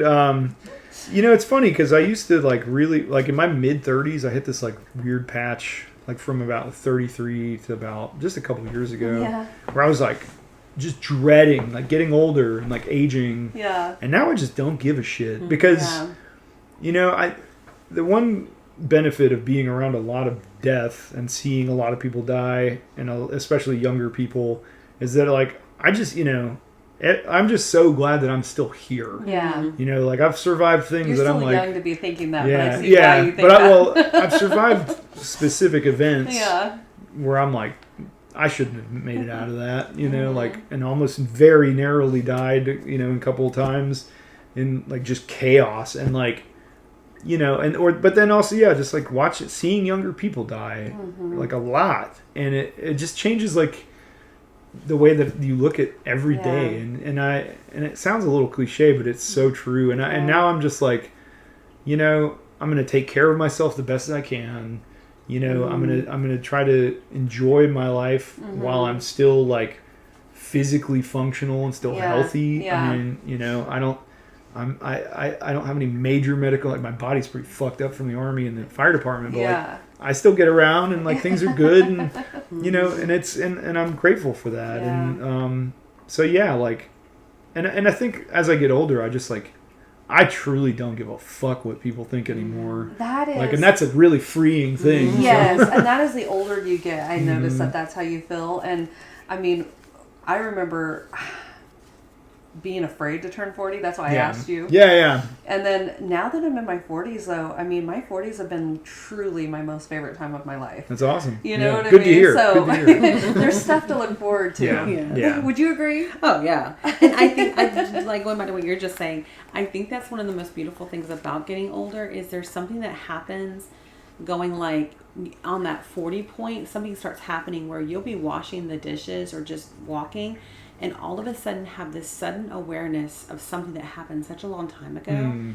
But then all of this stuff starts to come to realization for you, and you're like, oh, and you've never had that yet. Yeah. Like that's probably one of the like the most beautiful things about getting older I've found. Yeah. That my brain didn't have that ability before. That's awesome. You know? Yeah. Well, I think before my 40s, I was always trying to please people. Yeah. When you get into your 40s, you're like, why? That stuff for me. You're never going to make anybody happy. You know what I mean? So I treat everybody with dignity and respect. Exactly. But I also like that shit ends at a certain point. Right. Like, Exactly. And I don't, you know, I have like when I work with people or like whatever, I have high standards and expectations, and when they're not met, I'm pretty blunt about it, and I don't care like whether it's like nice or not. Yeah. You know, and that only gets worse the older you get. Yeah, I'm sure. I'm gonna be such a grumpy old man. You're gonna be the porch man at Porch Fest. Shaking my fist. No, Get off my lawn. I mean, I think like in the Western world, especially, like there's such this weird fascination with like youth culture and like fetishization of it, and like it's almost like I think people expect to like you get into like your mid 30s to early 40s, and it's like, okay, fun's over. You're just like this fucking person now that like goes to work, pays bills, has kids, and then dies. Yeah. I'm like, no, fuck that. Yeah. Like, this is, you know, being a responsible adult, like with a little bit more. Well, right now I have no money because I have no job because Vision Video is over, and I'm sort of like, oh shit, okay. But being like normally employed and receiving regular income and like having a little bit more stability in your 30s and 40s, it's like, oh, now I get to do all this cool shit that I couldn't afford in my 20s and you know, whatever. So, you know, like, and Scarlett and I are, you know, we're never going to have kids, and we have 10 cats. That's enough. But like, our life is awesome together because we are able, we're fortunate enough to live a life where we can go on trips every now and then, and it's nothing super extravagant, but it's just we have a great time and we enjoy living our life on our own terms without being worried about what anybody thinks about it. I mean, you kind of have to live that way if you're gonna have a big black fucking haunted house in the neighborhood. So. Oh, that's great. And you actually just touched on my 3 next questions, but I wanted to kind of go back. I want to ask. I just feel like I need to ask you this question. Have you ever been like, playing the guitar and just kind of, playing around, and all of a sudden got someone's story in your head, or like a song came out of nowhere and you're like, this isn't mine, but I feel like I need to share it? Yeah. No, I think you regularly, well, maybe not regularly, but it does happen where it's like you feel like a conduit for something that's like not even from you. Like the other day, I started writing a song that's like kind of about like, I don't fully know yet, but it's like hinting at like this venue that's like closing, and it's kind of about this like washed up musician who's like having one last night like playing at this venue, because like that means a lot to me, because a lot of venues that I love are closing because like live music is dying. I mean, like the music industry is a fucking nightmare. And it's because like people don't patronize it anymore. It's like people, like Athens is a great example. Like people scoff at a band asking for $10, like a local band being like, hey, $10 at the door for like 3 bands. And then they'll like go blow like $50 on like shitty beer that same night. And it's, we have a really weird relationship in this country with live music where it's starting, people are just starting to like let it go. And so anyway, like a lot of these venues that we've played at in the last few years that I love and have really great memories about, like just the other day, Bottom of the Hill in San Francisco, which is like one of my favorite venues ever. They announced that this is their last year, and they've been around for 35 years. So we're losing these iconic places. But anyway, I mean, like I have this, I read the article about them announcing that, and I just had this like image in my head of this like older guy, like just giving it everything and like one last hoorah in this like iconic place. And I'm like, I've obviously never had that experience. So like, I don't, but the story will tell itself. And like, the music does that sometimes. So it's a cool thing. That wasn't on my list of questions, but I was like, I felt the Holy Spirit like, ask that question. I'm like, okay. That's so cool. Well, will you tell me a little bit about your career in firefighting and how you got started? I mean, and you're an EMT too as well, right? Paramedic. I basically got out of the Army 2016, was bartending full time in 2016 here in Athens, and I was going to go to grad school, but like one of my regulars at this bar I was working at came in. It was just me and him. It was a Monday night, and he's a firefighter, and I was like, oh, what's that like? It's a slow night. And he's like, man, it's the best job in the world because all you do is help people. There's no moral gray area. Like you get to go and be around all this crazy shit, but like it's awesome because all you do is help people. And I was like, that sounds really pretty amazing actually. And he's like, well, we're hiring, and with your military background, like they'll hire you like that. And I was like, So I said okay. And I went home that night and applied. That night they called me the next day. Wow. And they were like, do you want to come in for an interview? I was like, yeah, cool. So a week later I was in there, interviewed.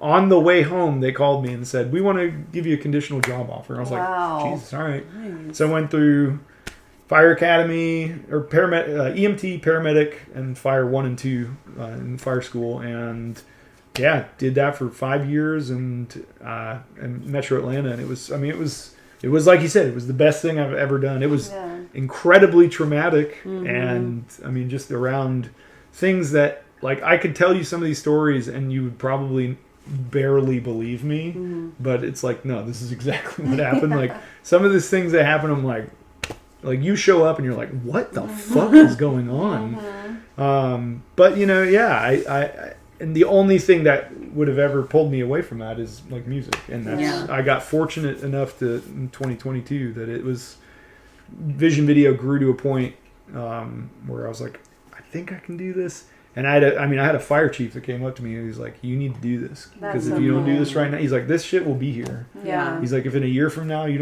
ain't working out, we got you. Yeah. But you need to go do this now. And I was like, cool. I wanted to bring my 15-year-old because he is kind of going into the metal world. But he started his own little band. Cool. And he wants to be an EMT, possibly fireman. I was like, you have got to come to this interview and meet Dusty. But have him call me up. He had band practice. Oh, that's a good reason. Yeah, seriously, have him call Music me. calls.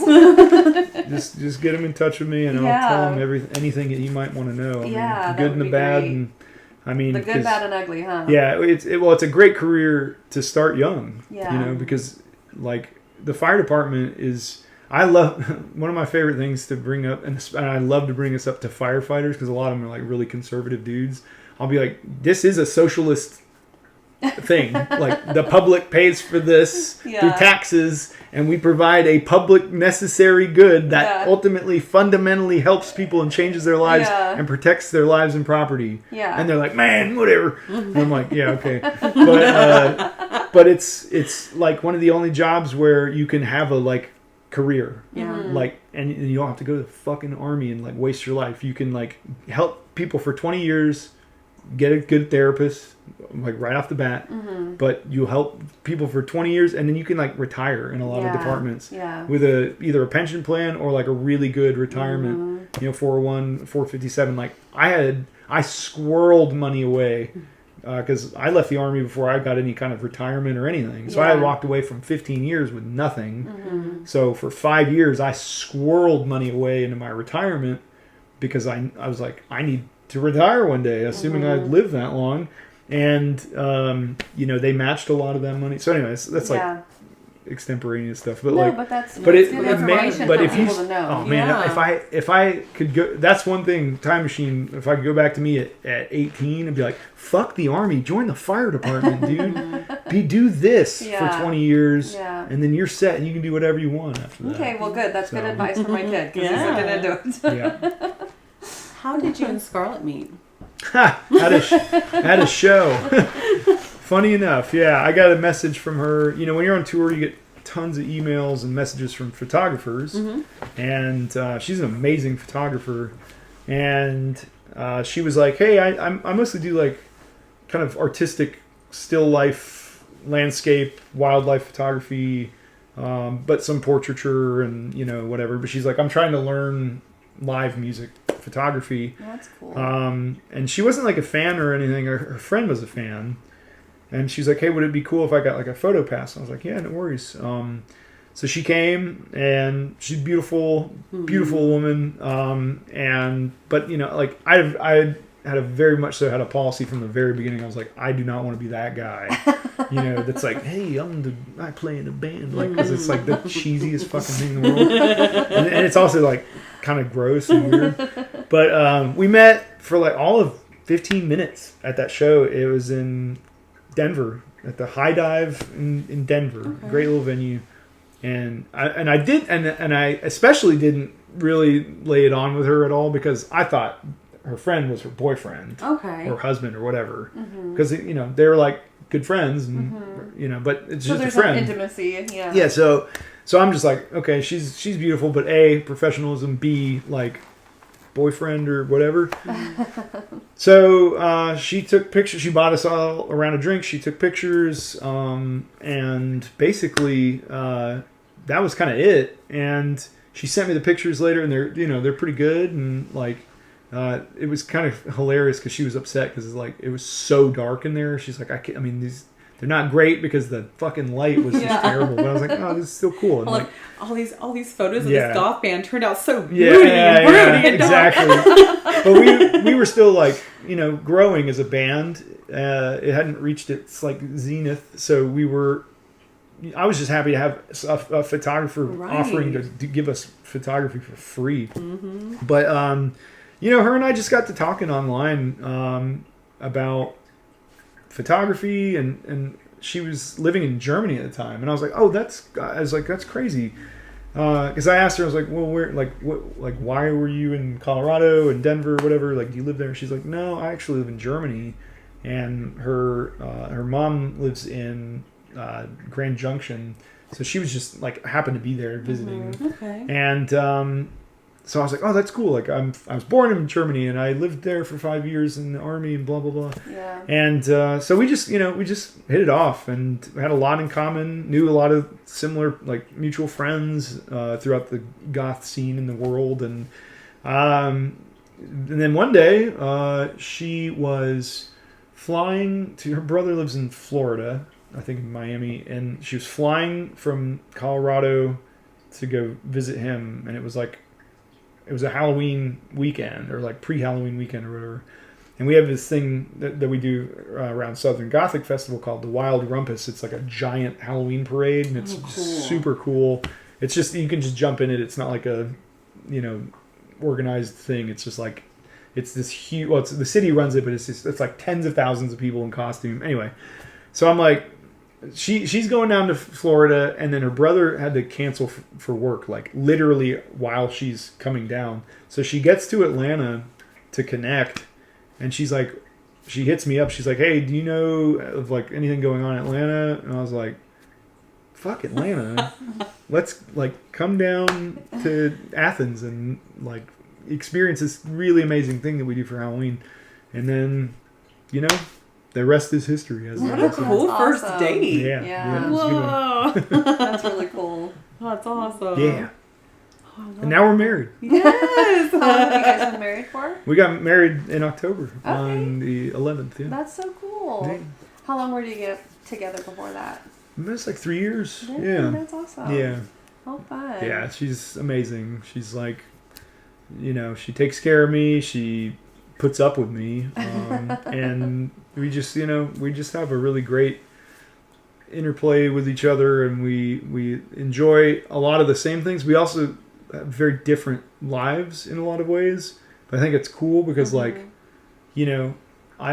we do separate things, but we also are very good at like doing different things together. Yeah. Which is very good. Like I truly believe that a sign of somebody that you should be with or like could be with for long term, or if not the rest of your life, is if you can sit in silence with that fucking person and it's not awkward. Yeah. Then that's the best thing in the world. Oh, I think for romance and friendships too. I think deep friendships you can just sit just chilling out and with nothing at all, or you're doing your thing, they're doing their thing, and it's not like, oh, do I need to put on airs for this? Like, no, it's stupid. Like, it just sounds so stupid, but when people make that comment, I don't understand it because I literally can be in silence with anybody next to me and I don't care. Yeah, yeah, that's a good thing. You know what I mean? I've just never understood. Like, when like, oh, it's so important that you be in silence. I'm like, I can be in silence literally with anybody. I'll be in my own head the whole time anyway. Yeah, exactly. But the other person might not can be, So. Yeah. But that's not my problem. That's not. Right. Absolutely. Right. It's like me and her are married, but like I said, we're all three good. We can ride 2 hours in the car and not say anything. We do, but like it's not weird if we don't. Yeah, but I'm good at that. We're not.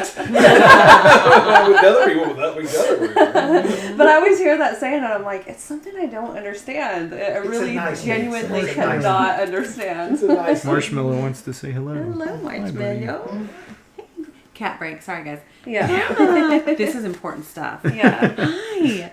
Will you tell us a little bit about Goth Dad and how his persona came to be? Yeah. Goth Dad is a sort of, it started as quite literally a joke.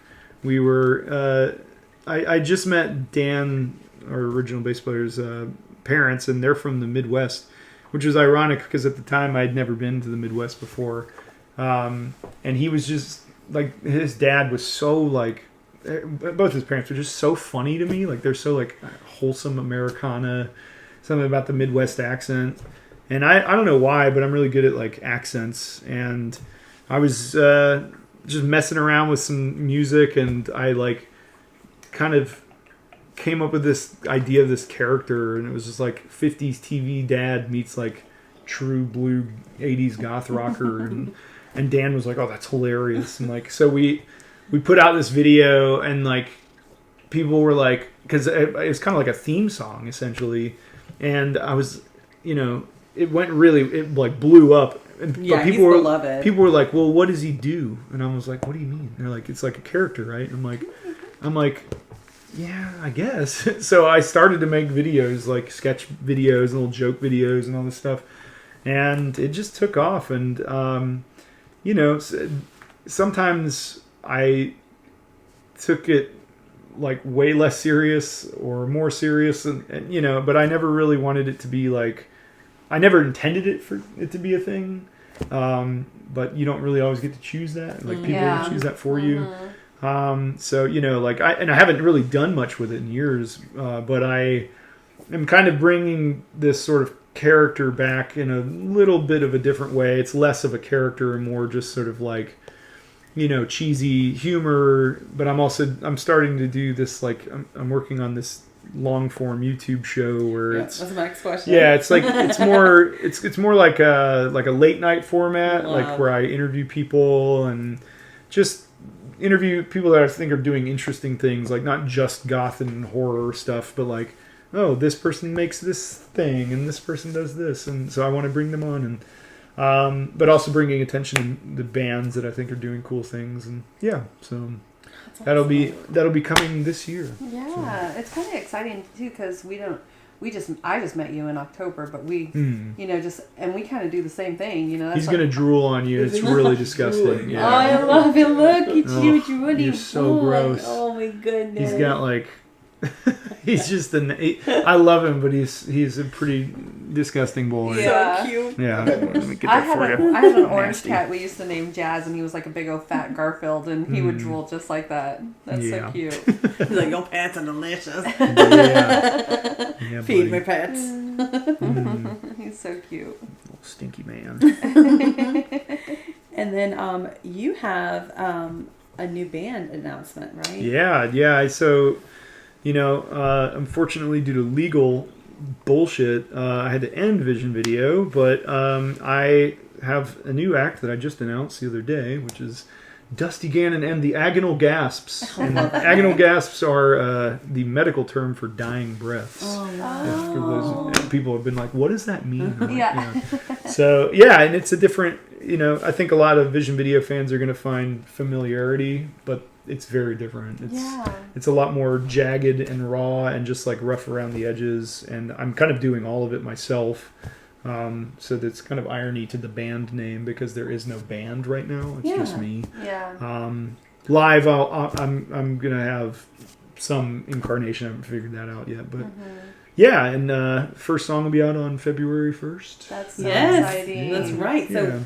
When your episode airs, we'll be listening to this new song, so I'm excited. Yeah, that's great. Yeah, it's I think this first song is a little bit of a segue from Vision Video to this one, and then the other ones after that, I think people are gonna be like, "Whoa, this is very different." Yeah, which is kind of nice to just to play. This one's gonna give you some level of I hear the Vision Video in there somewhere, but it's different. Then the next one is like very different. So, oh, I'm excited. That's really exciting. And then when you do perform, a lot of times you wear makeup, and it's stunning, like beautiful makeup. You. Who inspires your mug when you? I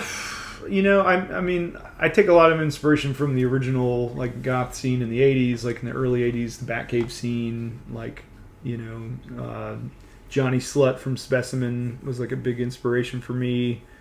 Frankenfurter from Rocky Horror, but I like horror movies in general, and just sort of like just different aspects of, I don't know, just trying to push the envelope and like do different things that are like kind of challenge like notions of what makeup should be, especially for men. Yeah. I just try to do something a little different every time, and every tour I try to pick one kind of mainstay look that I'll kind of keep going for the tour, and I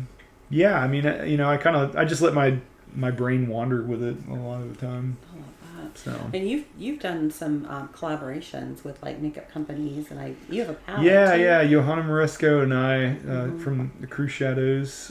She's a really good friend of mine. she reached out to me a couple years ago and was like, "Hey, do you want to do an eyeshadow palette?" And I was like, That's "Yeah, cool. that sounds great." That's really cool. But I told her the stipulation. My one stipulation was like, it has to be something that I will use. Like I don't ever want to be like, "Hey kids, like buy this fucking He thing." has 2 different colored eyes. Yeah. Oh, He's that's got a blue and a cool. Oh yellow. my gosh. But, you just got cooler. You drool and you have he's different colored eyes. disgusting. Yeah, we just released another palette. I did one with her previously, and we did another one just like last month that's available now. And it's been cool because you kind of make the palette that you would want to buy. Yeah. And you can really see like your love of Return of the Living Dead. Oh yeah. In that first one, I'm like, oh yeah, I see it. This one I went even more like flamboyant because I wanted to like remind people that like goth doesn't always have to be just like black and white. Like, if you actually look at people, like go on YouTube, pull up Batcave and look at the makeup that people are wearing. It's like colorful and crazy. I mean, there was a lot of crossover with new wave and new romantic, and it wasn't what this preconceived notion and only that. It was very different. And I wanted people to have fun with color and, but you still get the blacks and the white and all that stuff too. So. Oh yeah. Will you share with us a little bit about winning the Chainsaw Award and what Fangoria magazine means to you? Yeah. I grew up reading Fangoria. It was, one of those first, I remember seeing the magazine the first time was in a Barnes & Noble when I was like 13 or 14. I was like, holy shit, because I saw this cover and they were doing a retrospective look at the movie The Beyond, and it was this like really graphic cover of this zombie girl that gets shot like directly in the face with this 357 and it just blows her head apart, which is very macabre and disgusting. But I remember like seeing that cover and all the horror movies and stuff, and I was like, holy shit, I'm not allowed to have that. So I went and I got it, and I brought a book up, and I had like my allowance money or whatever, and I went up to the checkout, the till, and the cashier like scanned it, and he like kind of looked at me, and he looked at this thing, and he was like, "Are you allowed to have this?" And I was like, "I don't know." I don't know. I guess. And he was like, and he's like, look, and there was no age restriction or anything. So he's like, all right. And I like hid it from my mom. I like put the book over this grievous gunshot wound thing, and I was just like, yeah. My mom's like, what'd you get? I was like, books. Anyway, but that it like introduced me to this like concept of like the horror community, and like this. There's people that are into this, not just you as a weird teenager watching these movies in your bedroom, like. And I mean, I wasn't like a years long reader, but I like whenever I saw it, I'd buy it. And I've done that for decades ever since then. And then Phil Nobile Jr. is the chief editor. He's now a really good friend of mine. I talk to him regularly, and he hit me up like out of the blue, like a lot of people are like, oh, what PR firm did you pay to like get all that Fangoria stuff? I'm like, that didn't like. I'll tell you this. If you're a musician out there, fuck PR. It is a waste of money. You don't need it. Unless you're a huge band, it's pointless. Yeah. There are some really great PR people out there that we've worked with, and that's not a slight against them, but like it does not move the needle. Yeah. It does not. It's not going to make a huge difference like people used to do with PR firms. It's kind of a very aged out facilitation in the music industry, in my opinion. Controversial opinion. Yeah. Anyway, so I just got an email one day, and it's like Phil Nobile Jr., like Fangoria magazine, and I'm like, what the fuck? And he's like, hey, I came to your show in Philadelphia, and I love you guys. I love what you stand for. Nice. I love every piece of the band.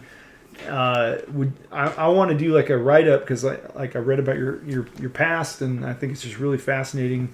He's like, I want to do a Rolling Stones like write-up on you guys, like a 4-page spread. And I was like, dude, fuck yeah. Mm-hmm. So he did that, and we premiered a music video for In My Side with them. And love that music video. Yeah, it's really cool. Yeah, and that was like Elwood Quincy Walker Jr. He's like 25 or 26 now.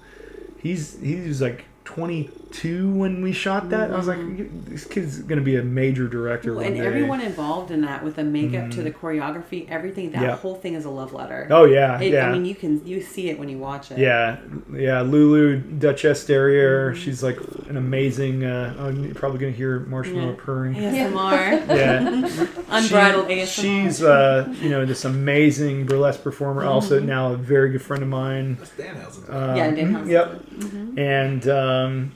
I mean, that whole thing just came together so perfectly, and like just, I mean, I was totally independent. No label. We don't have a label. We never had a label. It was just, we just made it happen. Yeah. And it was really, really, really cool. But yeah, Fangoria's winning the Chainsaw Award was cool because, again, that kind of came out of left field. Like Phil hits me up and was like, hey, I get to do this thing during the Chainsaw Awards called the Editor's Eyeball, and it's like sort of it's for people that are like bringing something new to the horror world and like bringing a different slant to it or whatever. He's like, and I want to give it to you this year because of your like activism and like how hard you work and all these different things. And I was like, yeah, dope, let's do it. Let's do it. So that's like, a huge honor, and I've gotten to meet so many cool people because of that all happening, and like doing things like Spooky Empire, and and I hope to like continue, because like I'm very much so like I'm writing a horror novel this year. Yeah. I'm and I want to keep bringing my own creative aspects to the horror world, because I think I've got a lot of really interesting things that I can do from my experiences, especially. You're so intuitive, because like you're guessing my next question before I ask it. Like the whole time, it's been awesome. Yeah, I wanted to ask you about the novel that you're working on, so that's exciting too. Yeah. I don't really know when I'm going to be done with it. I started writing it last year in 2025, and then because of all this chaos of 2025, I kind of put it on the back burner, but I'm getting back into it now. And I mean, it's long story short is it's sort of near future. This U.S. Army soldier gets sent with his unit to Bosnia because the sort of ethnic tensions spill over again. Like this conflict that happened in the 90s re-erupts, and the UN and NATO and the U.S., instead of making the same mistakes they made in the 90s, they sort of take a very active effort of making sure that these genocides don't occur, and they put these soldiers in these villages and cities and stuff. Basically, long story short, the conflict erupts. He goes back home after the war, but there's this very ancient shape-shifting creature that feeds off chaos in the war, and it follows him home. And it like fucks with his life and tries to kill him and destroy him, because he's like kind of an altruist. And so without the war, it goes, well, I'm going to destroy you instead. So yeah, I can't wait to read that. it's going to be good. Yes. I'm pretty stoked on And it. I know you love to read too, so I know it's going to be good. Oh, yeah. And then I'd like to ask you about, well, actually, I want to ask you another funny question. And then it's going to lead into our final question. So according to the lyrics of one of your songs, you love cats. Oh, yeah. So much more than humans. If, by chance, in another universe that we're in, cats took over the world, we know it'd be wonderful. It'd be awesome. Yeah. But if it took a turn and you thought that they were taking the world down a dark path and you had to save humanity, how would you do it? Oh, just throw out a bunch of catnip, and I mean, they'll be so distracted, easy. There you have it. How to save the world from cats. That's awesome. Well, that is going to lead into Odd Paws. I wanted to ask you about y'all's cat rehabilitation. Yeah, that's Scarlett's entire, world. She has created this nonprofit from the ground up called Odd Paws Rescue. She does, mostly neonates and special needs cats, but she also does primarily now. She's more into the wildlife rehabilitation aspect of it. So she does possums, mostly, but we'll soon be getting a license to do like vector species like bats and skunks and raccoons and all that kind of stuff. So yeah, I mean she has a network of fosters that she works with and mentors and does a massive number of adoptions every year. Like, you know, like this last year, I think they adopted out like 62 cats, you know, and rescued and adopted out other animals too, like a couple rabbits and a snake and a dog. And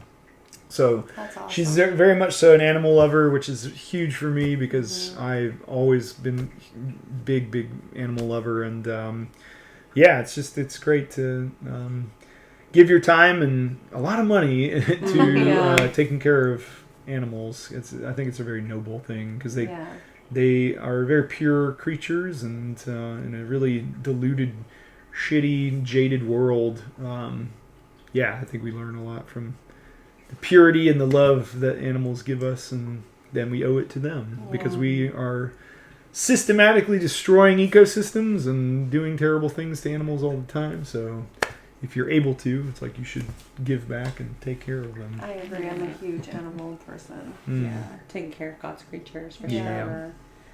Well, next time you are on tour and you come through Central Georgia, we'll have to take you to. We have a little local cat cafe called Pause a While, so we'll have to take you there and sounds great. I'll play with the cats together. I'm always down. We've like during Vision Video, we would regularly stop at cat cafes throughout the world, so it was always great. Yes.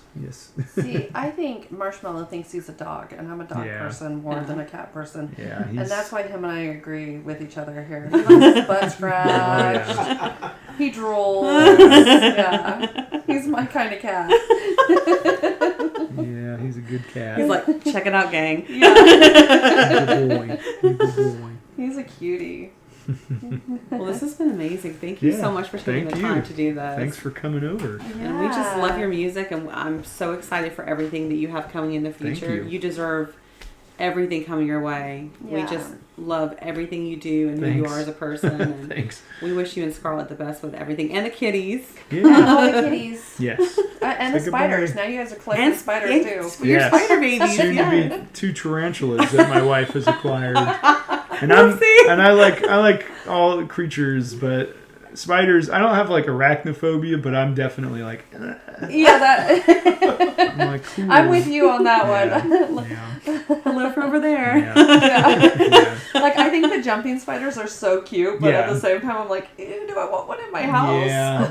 I mean, I'm sure I'll be all right with it after being around them for a while. Yeah. So. Exposure therapy.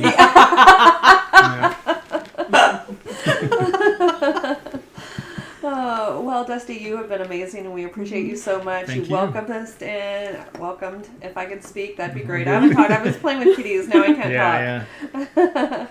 And with all that said, wait, you want to shout out your socials? Do you have new socials? I changed everything. So pretty much across the board, it's Goth Dad. I do have a separate page for the Agonal Gasps, which is just Agonal Gasps, and I mean everything else is it's Goth Dad.